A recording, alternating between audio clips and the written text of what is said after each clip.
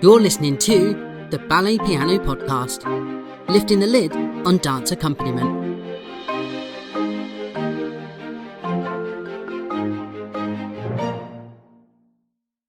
Hello, listeners, and welcome to this episode of the Ballet Piano Podcast. It's me, Matt Gregory, hosting this ep, and round the dining table with me is Christopher Hobson. Guten Tag. Akiko Hobson. Konnichiwa. And our very, very special guest for this episode, Cynthia Harvey. Woo-hoo.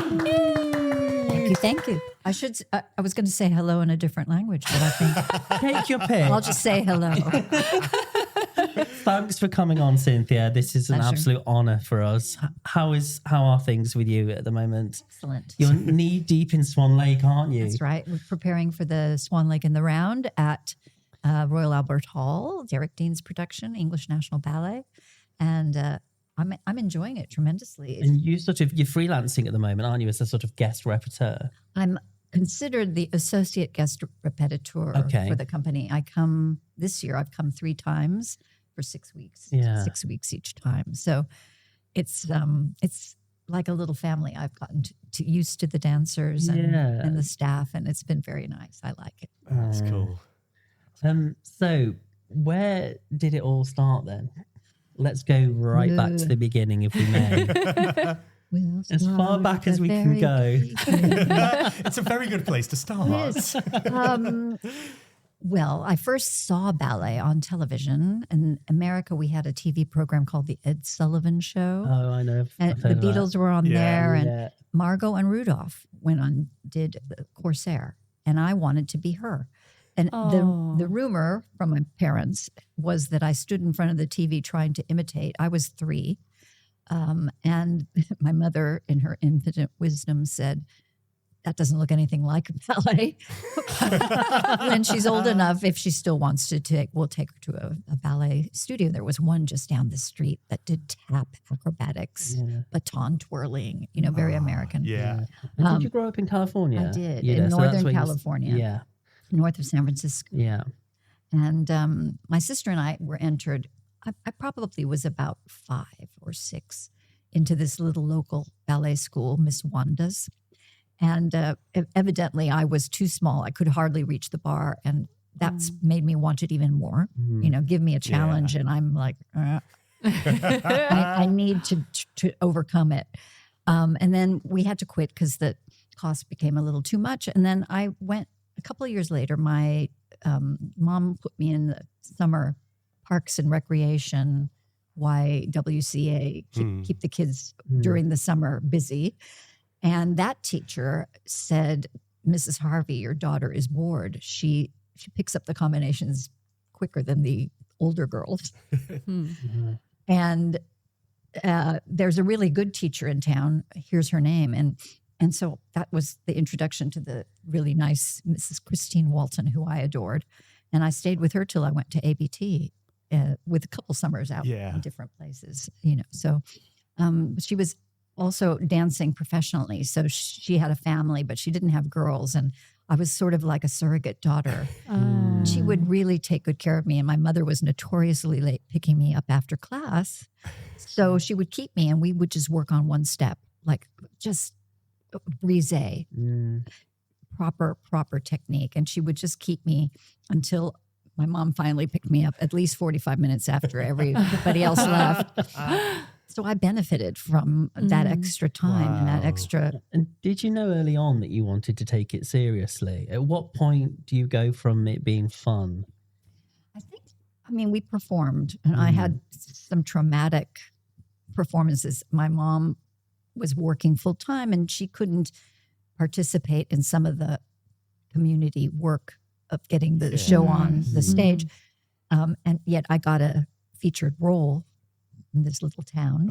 And the girls hid my costume. It was Midsummer Night's Music, but it was called Christopher Caterpillar. And I was a firefly.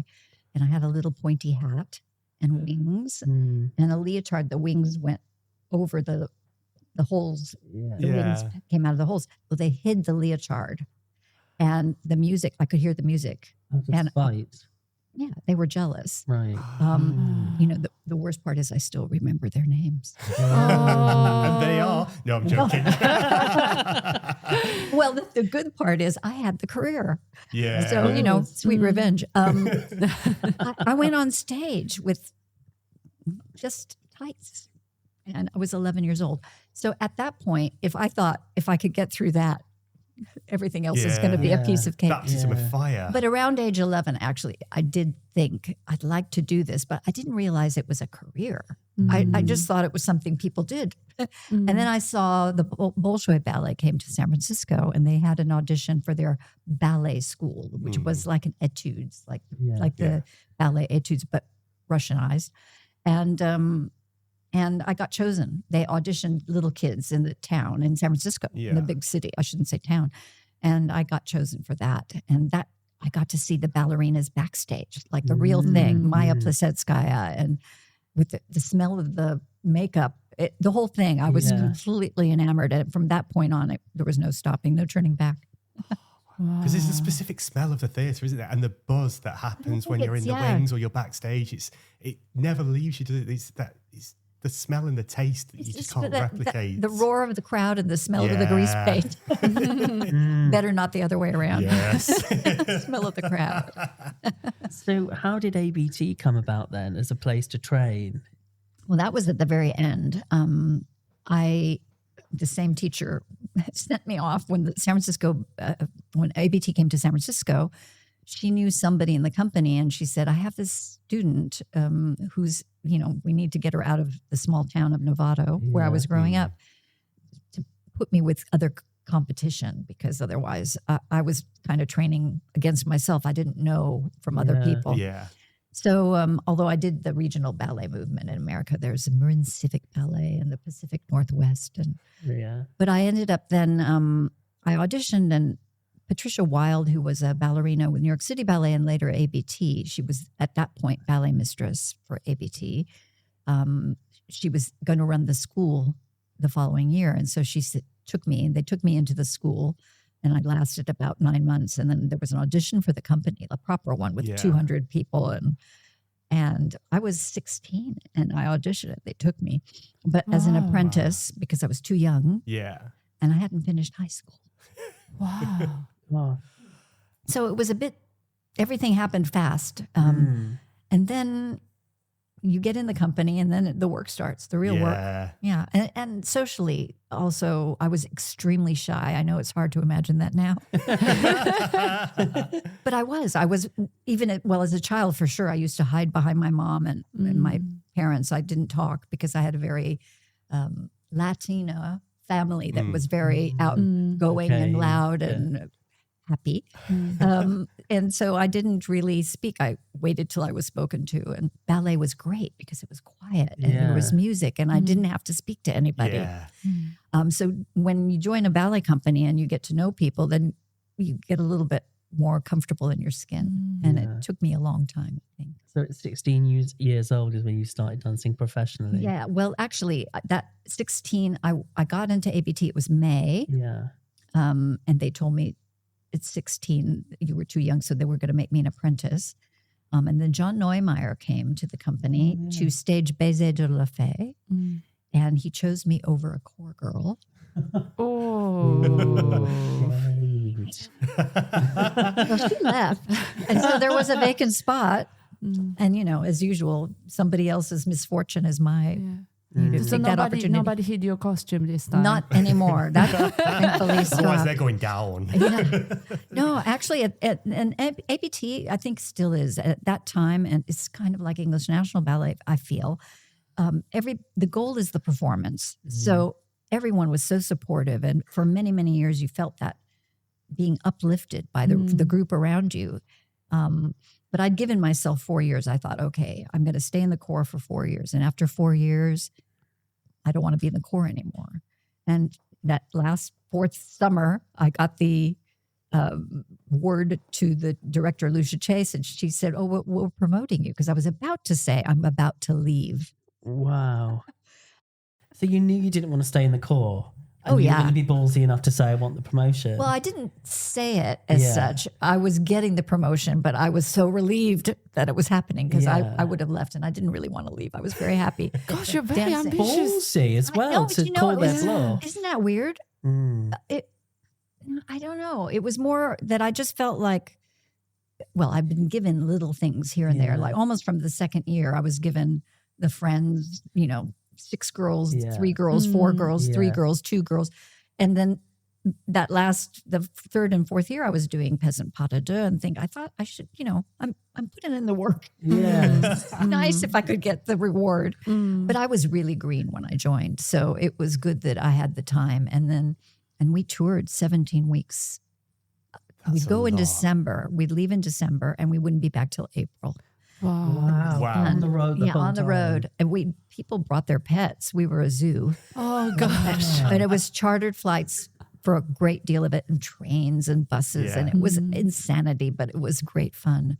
And you get to know people. The touring life, especially when you're younger, it's fantastic, isn't it? It's so much fun. And where else would you get to go? I mean, we did a big world tour. We went to Romania and Hungary and Vienna and, Munich and all. I think it was 1976, sort of my second year in the company. And we did performances on the days off for the ambassador and his wife, or, there were like ambassadorial things we had to do just to make good with the countries we were visiting. Yeah. So can you remember the ballets that you were doing around about that time on those tours? La Bayadere, Act 2, which was the Shades. Yeah. We didn't do the full length until 1980, and I was first girl out. So, you did that's 39-hour stretch. First one on the run. That was in the 17-week tours for several years. That's another reason why I wanted to be promoted. I cannot do this for 4 more years. Oh, Lord. 8 years of this. So that was tough. But Bayadere, Etudes, Pillar of Fire. Yeah. Graduation Ball. Wow. Yeah, so many ballets. And then eventually in 1978, Misha had Don Quixote and I was a flower girl. So at that point, I started doing sort of soloist roles, one of the 2 bridesmaids and Peasant Pas. Wow. Giselle. Can you remember that promotion to principal? Is that a day you never forget? You don't have to. It's not a test. I don't feel. It's funny because the things that I remember, there's a whole period in the 80s, and I did not do drugs, but I don't remember it. And I think it's because I was performing so much. Yeah. That all I could do was cope with that. Like inside of the theater, the hotel, and home. Yeah. And there's probably from 1980 to 85. It's like I can't even tell you. Because you were so busy. I think so. Yeah. I'd like to hope that there's nothing else really serious going on. Well, go on, sorry. But you've been always ambitious that you wanted to be a principal eventually. Yes. I don't think I said it to anybody. I just, what I wanted to do was, I wanted to get better. Yeah. And I didn't think standing in the corps was going to get me better. I wasn't going to be a better dancer. And I started dancing because I wanted to be that princess. Yeah. Or I wanted to be that person. And when you're in the corps, you don't get to be the princess or the, the love interest, or you're basically the frame, the picture frame. So, which is an honor. There's no doubt about it. But once you learn, the music, once you hear the music to Romeo and Juliet or Swan Lake, you're not going to want to just stand on the sides. No. I didn't anyway. Yeah. So it was ambition, but not like, I don't feel like it was the kind of killer ambition. It was, you got a role and you worked on it until you could feel like you presented it. And after a certain amount of time presenting it consistently at a decent level, then you thought, okay, I can move to the next level.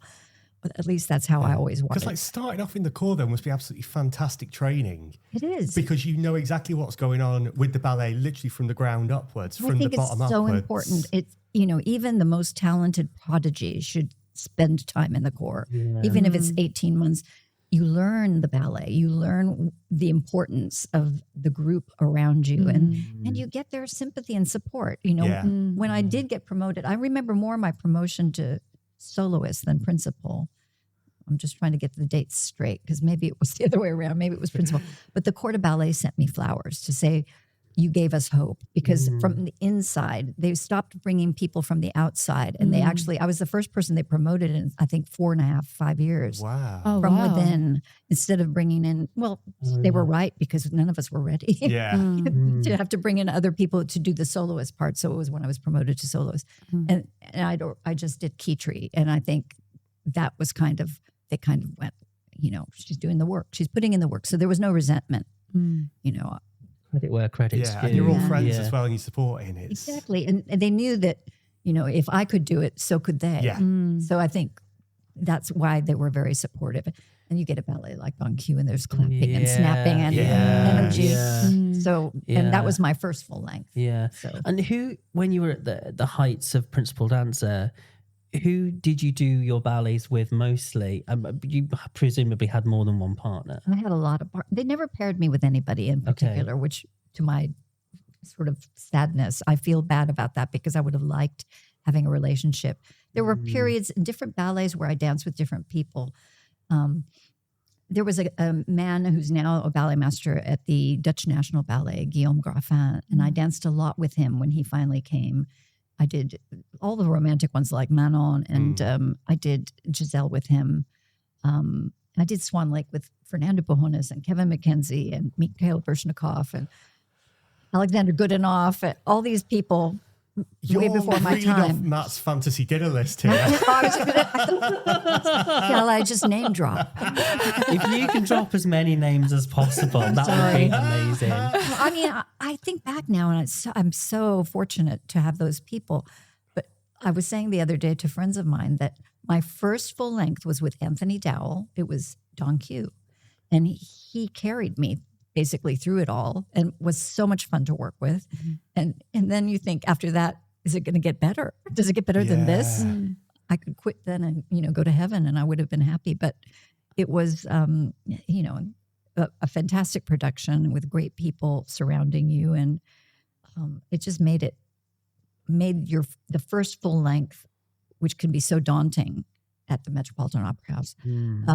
It made it a joyful experience. And then after that, everything, you just take in your stride a little bit.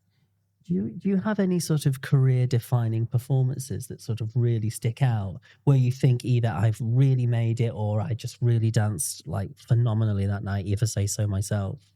I never had one of those where I felt like, it's amazing. And I'm sure you've heard this from other people. You can barely count on one hand the performances that you walked away going, wasn't bad. Very few. We as dancers always look for the negative, sadly. I mean, but that's the nature of the beast. You're only as good as your last one, and you're always improving, aren't you? You've been told that since you were a little kid, and you're looking in the mirror, looking at the negative. You're not going, oh, I look fabulous. So sadly, the first Don Q with Anthony was pretty much the first, like, oh. But also before that, when I was doing the Flower Girls, because the Flower Girl that I got to do was the one, it had Alissa Kahn turns. And I remember hearing the ballet staff say, we never knew she could do that, because I'd been standing there, on the side with my arms crossed. So there's no way they would have known until we started rehearsals. And so I got to do it. And then they were like, okay, she can do that. And that opened a door. So there was when you danced with Anthony, was that at the Royal Ballet, or did he guest with ABT? He guested at ABT. He was not there long, maybe 2.5 years. Yeah. But it was a period of time when he was dancing a lot with Gelsey Kirkland and Natalia Makarova, but they were injured or one thing or another. Yeah. So he said he actually, at that point, wanted to do Swan Lake with me. And I actually said to the director, Lucia Chase, I'm not ready. Because that ballet for me was always like, whoa, way. It's the pinnacle. And I just felt like I couldn't, even with Anthony Dowell, I just can't do it. I just can't. And yes, it's always been the one that I've kind of been scared of more than any other ballet. And yet it followed me around like it was always over my shoulder. And here we are again, doing Swan Lake. And when did the call from the Royal Ballet happen? How did that happen? Well, again, it was Anthony. He was taking over the Royal. And I think I'd been in ABT about 12 years by then. And we kept in touch and we got along pretty well. And he called and said, I'm taking over. We have dancers who are very young and we have dancers who are much older. We need a middle-aged ballerina. At 26. Yeah. What? So middle age I was. And he said, have you got your visa? And I kind of went, I thought he was joking. Yeah. And then some time passed and he called me again. Have you got your visa? I said, oh, you were serious. So yeah, I went and got a visa and I had to ask permission. I said to ABT that I wanted a leave of absence because I said, if it doesn't go right, I want to make sure I have a job when I come back. Yeah, very wise. Yeah. So, and I spoke to Misha because he was the director of ABT at the time. And I did say, you know what this is like. I mean, you left for artistic freedom. Mine is a different story. I said, I'd like to work with Sir Frederick Ashton and Ninette de Valois and even Kenneth Macmillan, who was already working with ABT, but I'd like to work with them closely in the countries that they're from with the repertoire that they do there. Yeah. And funny enough, I said, I'd like to do Sleeping Beauty. And ABT hadn't done it for a long, long time.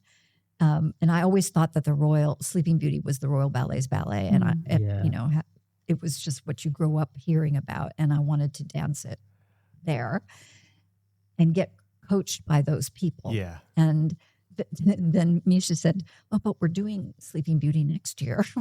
Kenneth Macmillan's version. So I ended up doing that later when I came back.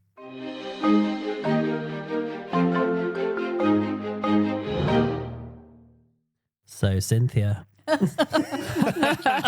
was pretty dramatic. That's the thing that we do. What's the thing that I do anyway? So you're at the height of your career as a principal dancer. And this is the question I ask all dancers that have been on. At what point do you know it's time to stop?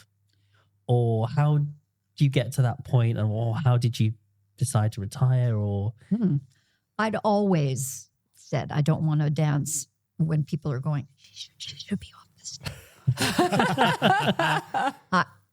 I started wanting to stop at around age 30. It was really strange. You know what it was? It was not so much the body giving out at that point, not at 30. Yeah. It was people telling me what I should do with my day. I didn't like being like somebody else. I felt like a puppet. Like whatever somebody else wanted me to do, I had to do. And it wasn't my own life. I felt like a child. And about 35, I was, looking around. And I got married and I wanted a family. And my husband was living here in the UK and I was living in America. It wasn't going to happen very easily. So there was a series of things. I don't know, I think some of it quite personal, but I got pregnant. I lost a baby quite late, like nearly 7 months. Oh, wow. And then I came back and my first day in class, I went to Pineapple Studios and I did the bar because I'd been off a little bit and I was just standing still. And some girl did like a coupe jeté, hit my foot, and I went over and I tore a ligament in my foot. Oh. So it was like, is this a sign, So anyway, I thought, I don't want to be injured. I don't want that to be the decision that, I had to give up so I got myself back in shape. And then I had a series of guestings at the end of the year. I think I was doing Don Q and a Nutcracker and then I had a guesting in San Francisco, which is kind of home. It was more home than New York. Yeah. And I was in San Francisco. It was Fledermaus. And in the party scene, the conductor was going to have dance. So there were two couples dancing. I did third act of Sleeping Beauty, which I always loved to do. And then there was some ballroom people and show people dancing. Party scene. That was that. And I just thought about, they're having a New Year's Eve party in San Francisco, costume party on New Year's Eve. I will make that my last performance. And so I called up ABT and I said, I'm not coming back. And they were, don't you want to have a farewell performance? And I said, not really.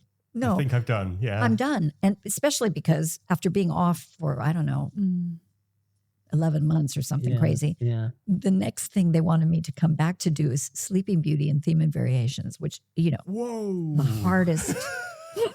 So I just thought, rather than come back and dance badly and then can I have another farewell performance?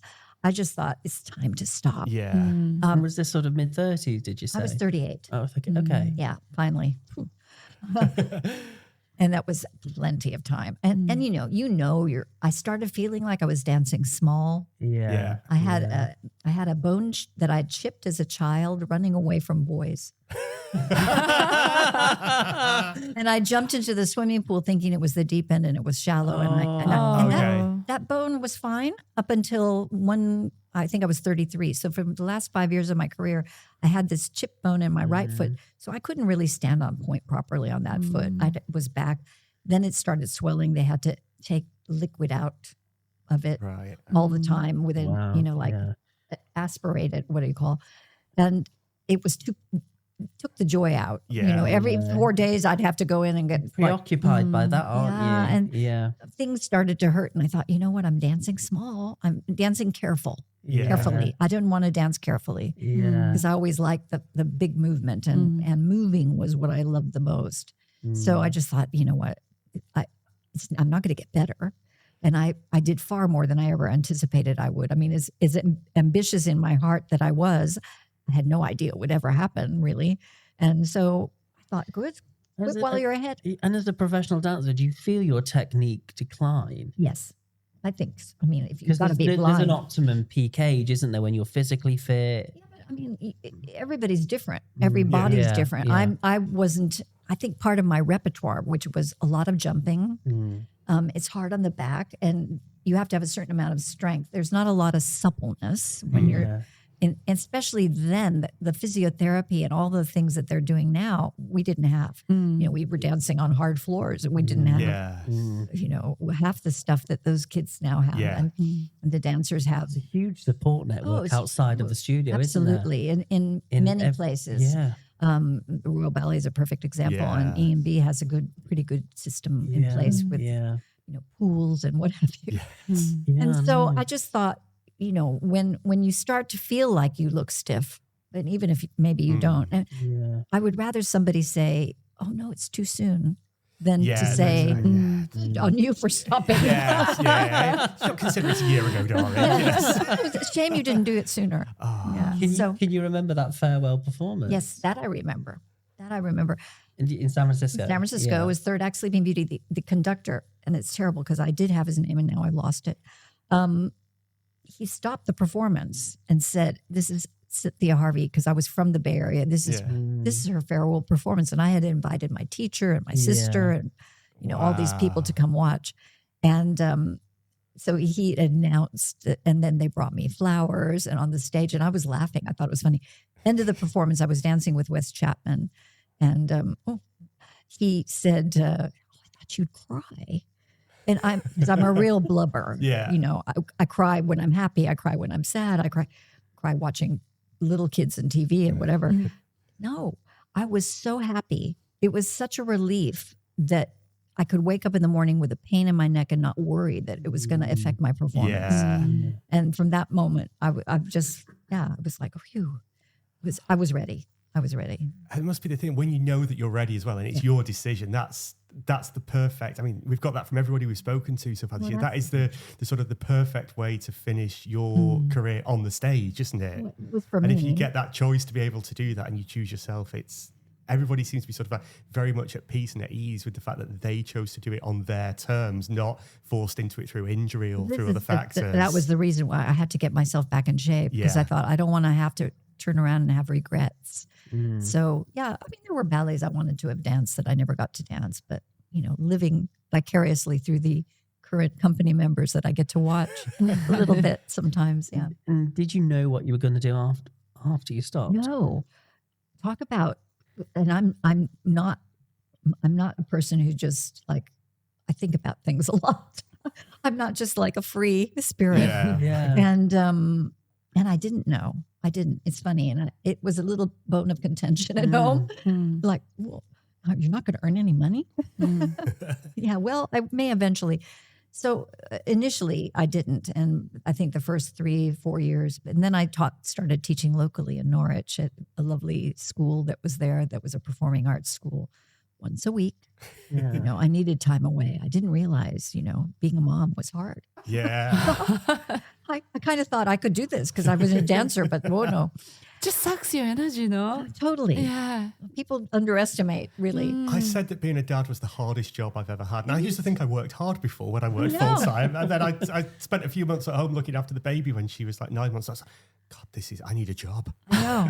Well, just an hour and a half once a week was like, Yeah. and you know, but preparing and all this sort of thing. Anyway, that was what I first did. I first went and did once a week in Norwich. And then Natalia Makarova asked if I would help her stage Bayadere in Poland, in Warsaw. Right.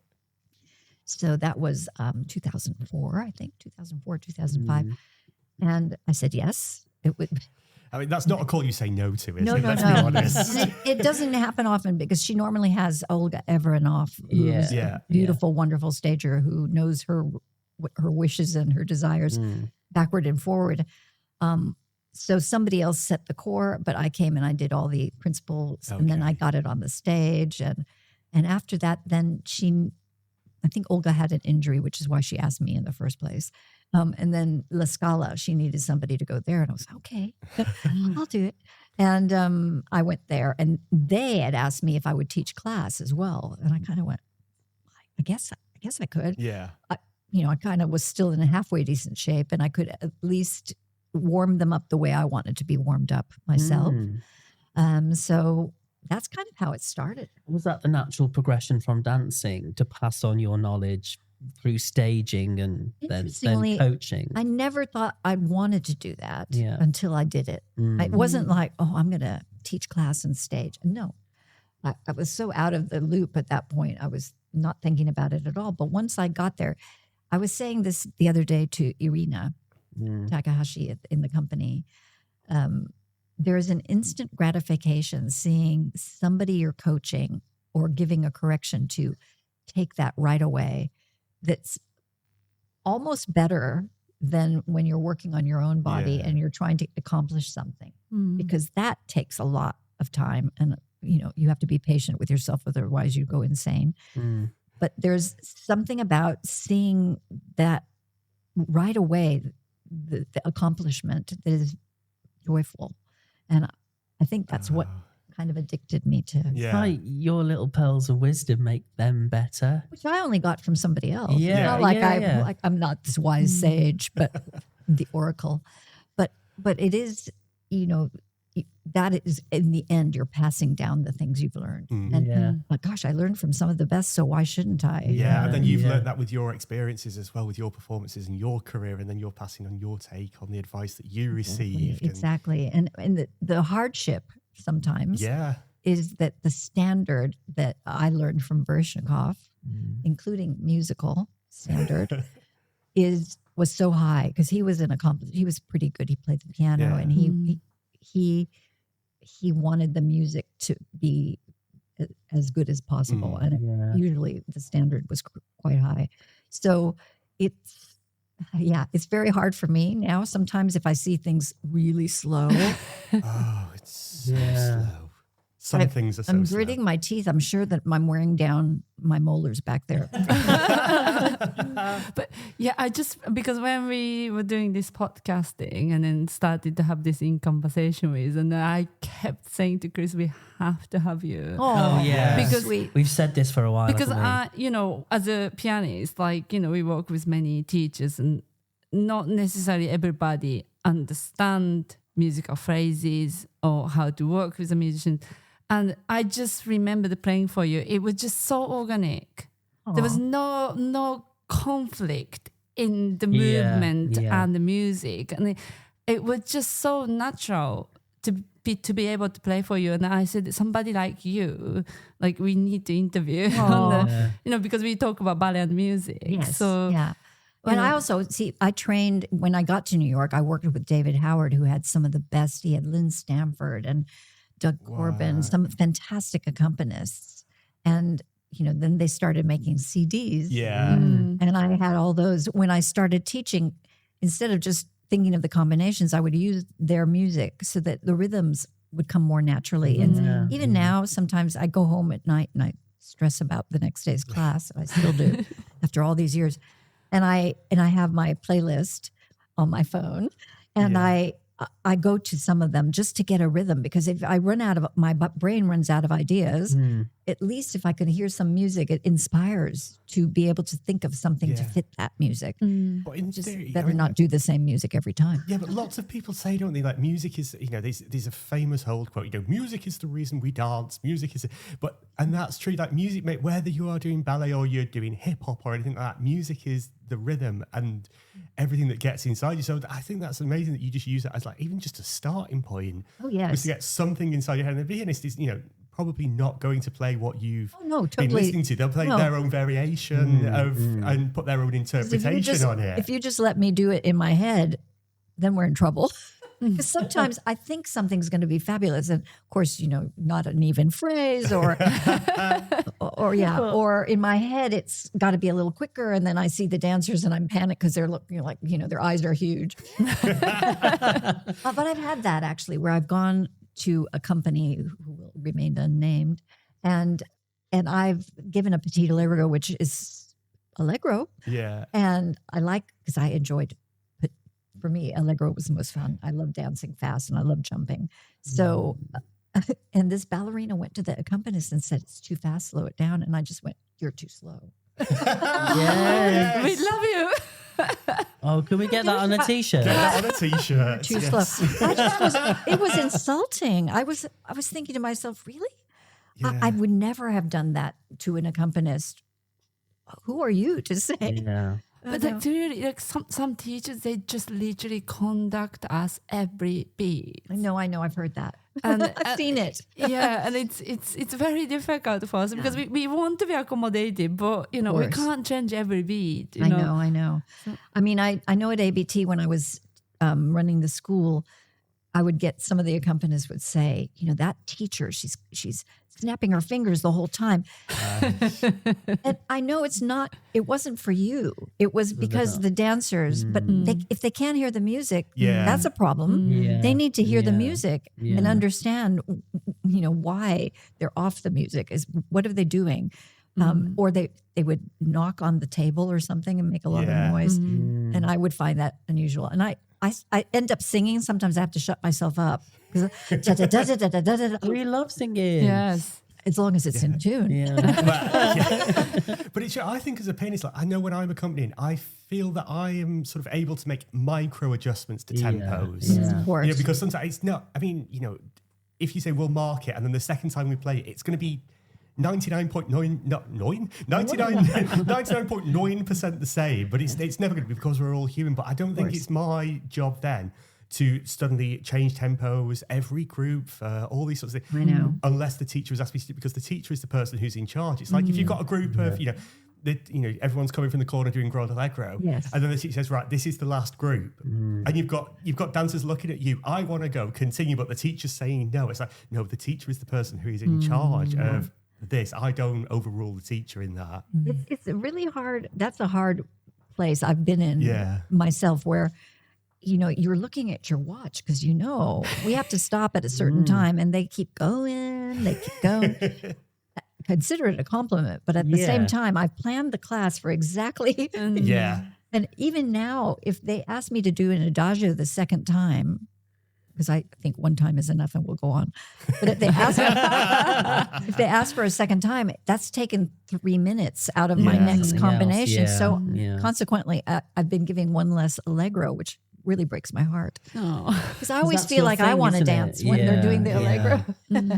Because this is the other thing about pulling music out and making it exciting. I've read a couple of interviews that you've done online, and it says, the reason the music's quick is because that's how the composer intended, and it's exciting. And yes, watching somebody finish a variation and do multiple pirouettes, or however you get, virtuosity at the end of the variation, is very exciting. But is it still exciting when it's to the detriment of the music? And I think it's also trying to find that happy balance. I think sometimes at the moment, the way things are going is technique can seem to be taking over musicality sometimes, and music sort of just, it's up and down and here and there to accommodate technique, not necessarily performance, but just technique. It takes away from the excitement. Yeah. And like you said, the word dynamics, it takes away from the excitement. For instance, the Nutcracker male solo, at the end of the male solo, Yes. I got all the guys that I was working with this year.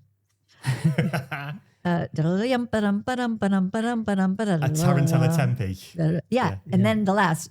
Yeah.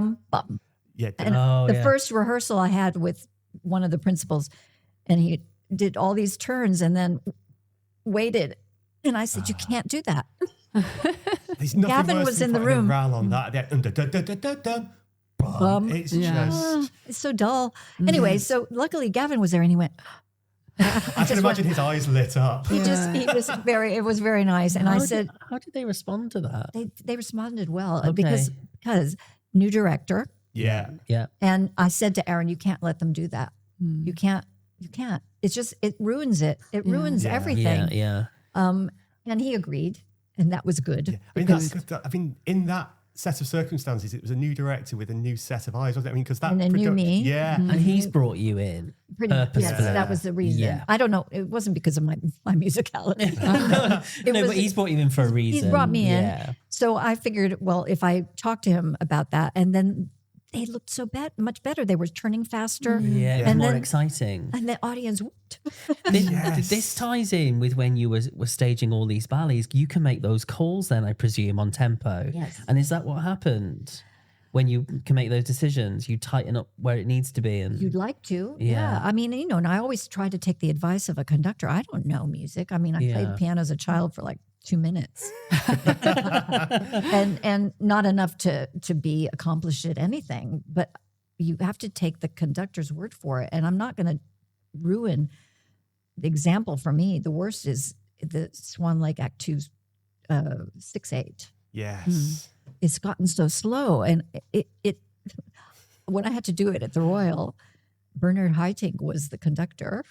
And the first time I rehearsed it, he just went, why is that slow? I said, well, that's all I've ever seen and known.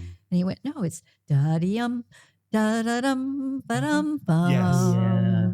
Da-dum. It's lilting as a 6/8. It's not an adagio. And I had to think of the reason. Okay, so I used to think of it as a sad, she's hopeless. Yeah. So I said to Anthony and Mr. Haitink, okay, so I'm going to have to think a different way to make the characterization work. And he said, think of it as hope, not hopelessness. So there's hope. Yes. And it changes the whole way you dance something. But now I'm seeing it so slow. I mean, how does a violinist in the pas de deux, for example, there's only so much bow. you're going to run out of, your arm's going to finish. I don't know. I Just just, like Inspector Gadget arms or something. yeah, it's strange. When Those do you things. think that has happened from your time as a principal to the modern day? Can you sort of pinpoint, do you think? Or has that just really evolved? No, it's gotten worse. Sorry. But I think It has. nowadays, even like a little variation with a student, they can download it from somewhere. They can edit by themselves. Terrible. So It even changes the key sometimes. Yeah. Makes me. So, Yeah, but it's more that for me, the excitement. I mean, when you look at an old video of Margot Fontaine dancing with Soames, her pirouettes are like, Yeah. and it takes your breath away, and it makes, I don't know, it gives me chills. But sometimes now it looks so secure and so comfortable. Yeah. I think it's when ballet starts to become comfortable that we're bored Yeah. by it. But a we've little bit. been binge watching you on YouTube last night. Sorry. No, don't be So sorry. impressive. Oh, thank you. Fifth. Yeah. Like the technique is exquisite. Well, then when And the people say speed things, as well is still there. they have better technique now, but it's indulgent a little Yeah. bit. I have to right, say, yeah. let's get the legs higher, which slows you down. Let's turn more, which slows you down. and it lacks excitement. You just don't compromise the music, which is I for know. us, it's amazing. But on the side of that, I was reading another thing with you. I feel like all I've done is stalk you, and I promise I haven't. I'm not a stalker. I'm not a stalker on a t-shirt. Baby rainbow. Reindeer. Rainbow. Why do I say rainbow? Don't say baby ballet pianist when I play for you later this week. No. But there was something that I read, and it must have been a few years ago when you were still at the school. And you were saying a student would come in and they'd perform a variation from you. And you said, well, where did you learn? He said, I learned it from, somebody at the Pre-Les Arts. And you're like, well, why are you learning somebody else's second, third-hand interpretation from Pre-Les? Why don't you go back and watch the originals and then learn from them and take your interpretation and then put you into it, not, third, fourth, five, six, seven, but learning it off a student. No. But the student who won a competition rather than learning it from like a professional dancer, a Peter Schofas or a Rudolf Nureyev or a Mikhail Baryshnikov. Like, why would anybody? But we're so lucky to have it. Such easy. I was going to say there's exactly that we're too. so but lucky to have everything there on YouTube. The information is there. Yeah. That it's is not like the thing. you don't have to go to the library anymore and rent a VHS. But they don't know those people. They don't know. They didn't know. I mean, I even remember back when we were at ENBS, the graduating students had to do a dissertation or a paper on one of their favorite dancers, and one of the gentleman who's a principal now in a company in another foreign land. You shall remain nameless in a nameless country. Yes, in a nameless country. What hemisphere? You don't have to worry. Okay. You're safe. It's in planet Earth. He, I said he was doing "Who Cares" from Baryshnikov, and he said, "I said, why did you choose that?" He said, "Well, he's pretty good for the 1980s, like that." Just like, And then a few years later, in 2014, I went to teach at San Francisco Ballet. And one of the teachers has a collection of ballet videos. And he had Schofas and Nureyev and Patrick Armand and all these wonderful artists. And they presented these videos of wonderful dancers. And the dancers didn't know who Nureyev was. And we're talking just a few years ago. No. They don't, which I find amazing. So, I never take it for granted that who's going to know who I am. Yeah. You have to teach them who these people are. Yeah. Even though there's information at their fingertips, they're distracted. And if it takes time, it's harder for people nowadays. So many Nureyev studios, though, around the world. Who is that? You'd ask, wouldn't you? Maybe because information's so easily available now, literally within the palm of your hand, so many hours a day. That it's easy. You don't have to use your brain to remember stuff, do you? I suppose. Oh, I know. And so it's that, just trying to teach people, the standard.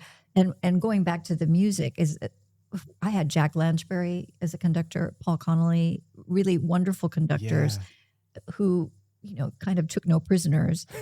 And you respect their knowledge, and I'm sure they also, if they see you're struggling, but you're generally trying to keep everything, at the expense of the most important thing being the music. Yeah.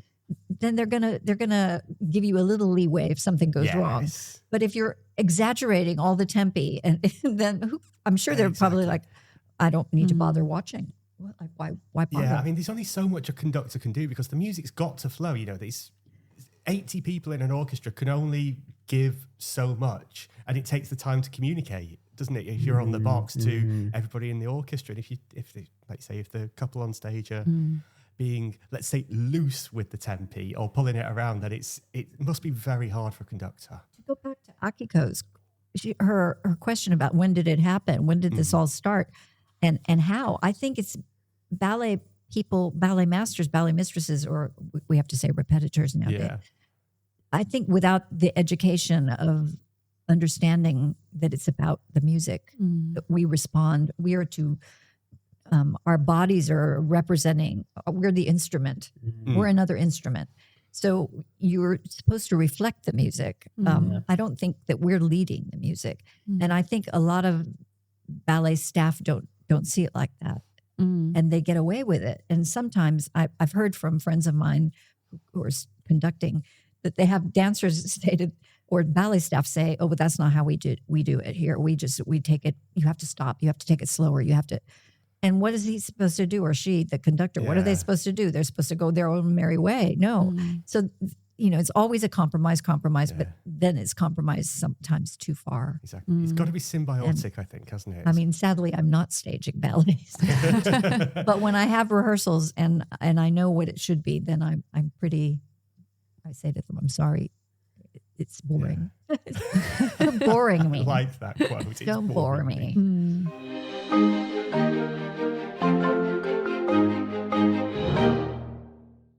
I've actually got a little list here of all the places you've taught. ABT, Australian Ballet, La Scala, Royal Swedish, Samp Opera, Royal Ballet of Flanders, Royal Ballet School, English National Ballet School. Any more? The Western Australian Ballet. Yeah. In Singapore, I've taught lots of places. Are you sort of currently enjoying that sort of international career? Well, I was doing it pretty much when I met Akiko. Yeah. I was freelance pretty much from the time that Makarova had asked me to stage stuff. I freelanced until I went to ABT in 2016 back to run their school. Yeah. And then I stopped in 2022, pretty much November. How did that come about, taking over the school? Kevin McKenzie, who was the director of the company at that point, he was asking me almost every year, we need a ballet mistress, we need a teacher, we need, and every year I'd say, I'm raising my son, I'm not moving. And then he kept thinking I must be like giving birth to an elephant who just takes forever. It's the longest gestation. And he was very persistent. Anyway, my son turned 18 and he was going to university. And I thought, well, he's not going to be home. And he's on his own. Yeah. I was sure he was going to die because he doesn't eat properly. And I was, this is not my problem anymore. So anyway, he was off to university. And so I thought, okay, I'll try. I'll take the school. And it was hard. It was tough. It was, I did it during the COVID period as well. And I came back because COVID was also the motivator. I thought, I don't want to be all on my own in New York City. Yeah. If something goes wrong, I'm totally by myself. Or if something goes wrong in England, I'll have missed that. I don't want to be that far away. And my sisters, my friends are getting older, my family getting older, and I'm not there for them. And all these years I've been dancing or teaching, and I've been traveling, and you have a contract somewhere, so you're not going to give it up. But people start to die. It's that price you pay, isn't it, for hitting the top? I don't know if it's just hitting the trade-off. The occupation. Yeah. You're always, again, at somebody else's mercy. So now I get to call the shots. I get to decide where I want to work. And is that why you chose to leave the school when you did after that period of 6 years, maybe? 6 years? A little over 6 years. 6 years, there was a lot of reasons, but that was one of the main ones, I think. And I missed England. Go figure. I've never felt like I was a New Yorker, never felt comfortable in New York. It says online as well that you wanted to get the school off of line and back into the studio as a sort of legacy for yourself, which is just wonderful. Well, I wouldn't have done that to the kids. I mean, that couldn't have. It was terrible. As it was, we had to add a top level because those 16 or so students didn't get to audition that year for anything. So we kept them another year so they could get in shape to audition. Amazing. Every single one of them got a job. I was so happy. Yes, what a way to go. That's not a bad legacy, though, No, is it? Especially after those horrible times that we all experienced. That's a blooming good legacy. I walked into the studio the first day back, and we were all still in masks. And I looked around the room, and I'd forgotten how talented they were in real life. And I started to cry. And they were all looking at me. And I said, well, you all know me well enough. Again, there she goes again, Miss Harvey. And it was terrible because if one of the students start to cry, I cry. I can't. And I'm supposed to be strong for them. And I'm like, whoa. Oh, no, you said, I'll cry at the sad music on X Factor. yeah. I'm pathetic. Kiko looks at me like I'm a loser in the corner. I'm the same. Because you care. Well, I think I put myself in the position of what it would have felt like to me. Of course. And, I might have forgotten a lot of stuff from the 1980s to the 80 to 85, but I remember the feeling of wanting it so badly. And that's still surprisingly still there. And where are you based now? You're based in the UK? In Norwich, yeah. I'm based You live in Norwich? I live well, not in the city. I'm outside of the city, in the countryside with sheep and cows and squirrels and pheasants and all that kind of It's thing. still a relatively short drive to the coast then. About 40 minutes. Perfect. Yeah, it's really nice. It's very pretty. I got to see the Aurora Borealis. Sweet. It was so nice. I got photos just a little drive away because I'm inland and I wanted to be at a place where there was nothing blocking my view. So my son drove and we went out to the countryside and found a field and pulled over on the side of the road and just got the sky. Very, Norfolk's known for its sky, big open sky. I went to Reykjavik for a week and didn't see the Northern Lights. Well, if you want to know something funny is I booked Reykjavik the week before. Okay. Thinking I'll never see the Northern Lights unless I go there. So I booked a non-refundable trip. And then I see them in the UK. And then how many times is it clear that we can see anything, let alone, a comet would have been nice, but that was extraordinary. Yeah. Because we missed it, didn't we? We missed it, yeah. And then my son was desperate, and he woke up until 1 a.m. next day, tried to see it. Well, you wouldn't see it here in the city, I don't think, very well. Some people did. Some people saw it, yeah. But people have to turn their lights off so you could really look outside, and you couldn't see it with your naked eye. It was beautiful. Like with my iPhone. See, they do have some uses, those little handheld things, don't they? They do. That's about it. Yeah. And phones. So, what's next for Cynthia Harvey? If the work takes you there, you'll go for it if you want to, or if I have to say, I'm thinking to do less and less. Yeah. And it's not because I don't love it. It's because I've come back to the UK to be at home. Yeah. And I have this dream of buying a place in Spain. And I need to make it happen. Yeah.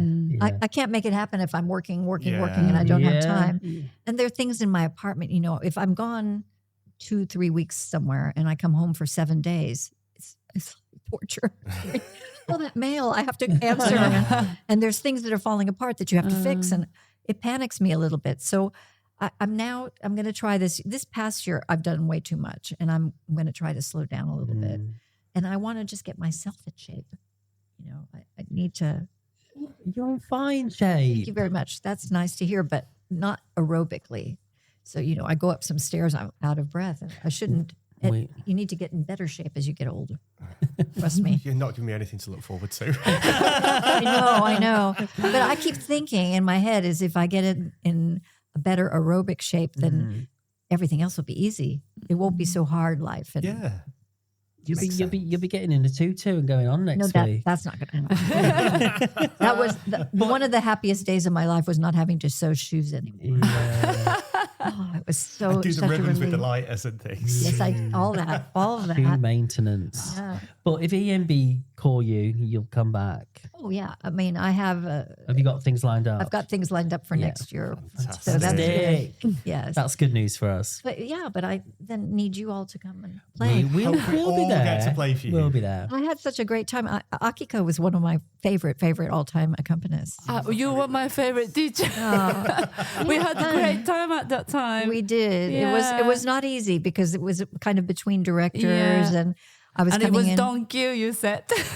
Oh my gosh, that's true. We also did Les Rendezvous and Napoli in the time. Yeah. So were you teaching there or just guesting? Yes, guest teaching. Okay. Both with Michael Corder and whoever was before him. Yeah. 2011 and 2012. Wow. It was fun. It Yeah, was she enjoyable. regularly came and it was just a joy to have you. It was fun. It was really. It was always fun in the green room, the staff room. Yeah. We always had a lot of laughs. That little staff room. That's in the always Western where the banter Hemisphere. happens, isn't it? Look, she always had appreciation to music, but I still remember this one that she was like telling me that you were telling me that not mentioning the name, but she was teaching the class, and this pianist who was Italian didn't know Tarantella. How is that possible? That's like an American not knowing what a cheeseburger is. And this story just stuck in my head for like many years. Yeah, not easy that. Well, what can I say? Life's little challenges. We're not perfect, none of us. So Just before we sign off, okay. if you could give some advice to your 18-year-old self, what would it be? Ooh, well, probably don't worry about what other people think so much. So much. Just get on and do it. Yeah, just do it. Yeah, because I think I really, every little thing. What are they going to think? If I get upset, they're going to think I'm weak. If I don't get upset, they're going to think I'm too strong or I'm not vulnerable. Yeah. Every little thing. Yeah. And I think at some point you just have to own it and just go, I'm doing this because it's the right thing, and not worry about everybody's thinking. Yes. You just really worry about yourself and concern yourself with what you're doing and stop thinking about everybody else. I think that's a great life lesson. I think we should all take some of that advice. T-shirt. Get that T-shirt, on, get t-shirt. that on a T-shirt. Cynthia, thank you so much for doing this. Thank you so It's much. been a Thank you. pleasure. Oh, thank you. Thank you.